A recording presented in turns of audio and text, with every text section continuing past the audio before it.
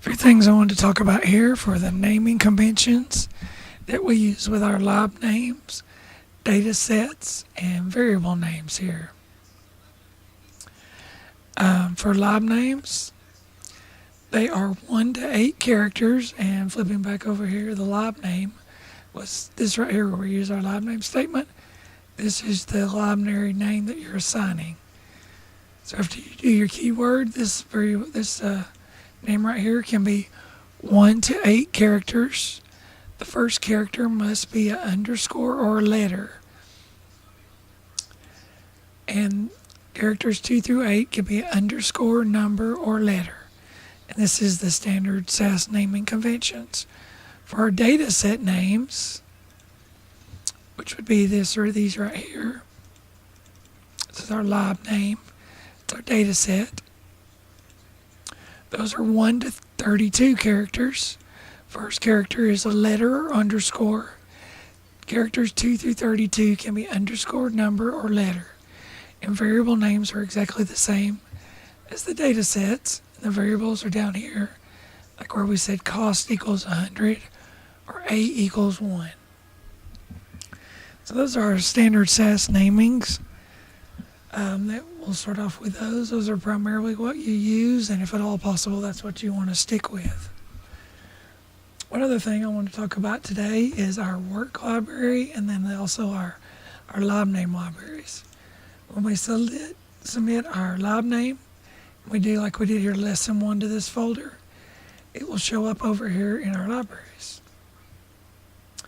Any that we put there are stored to permanent disk. Those will always be there until we ourselves erase them. Also a standard library here that's assigned SAS help. This is also on permanent disk, and these are some different variables and some views and things like that SAS creates that are automatically created when the system is installed. You can see here one of the famous ones is cars right here. Has information on all kinds of different kind of cars. Make and model, type, origin, where they're made, drivetrain, MSRP, invoice, engine size, so a whole lot of information that we can play around with cars. There's also a library called the work library that's automatically assigned at startup. And this one is kind of like this one's a temp library, kind of like building a temp table and database management systems. It's kind of our work area where we can create data sets in here, but once we shut down SAS, those will go away. So if we shut it down today and come back tomorrow, all those that we created in work would be gone. So those are only temporary, and they provide a really nice work area where we can play around with the data, and then probably keep our own last permanent ones, or if it's something you definitely need to keep, then you need to do it to a permanent library. But it provides a really nice workspace. The way to get it into the work library is, as you see here, we did lesson 1. Down here we could say work dot, and that would create it in the work library. Or if we just don't provide a library and just do the data set name, it will automatically default to work.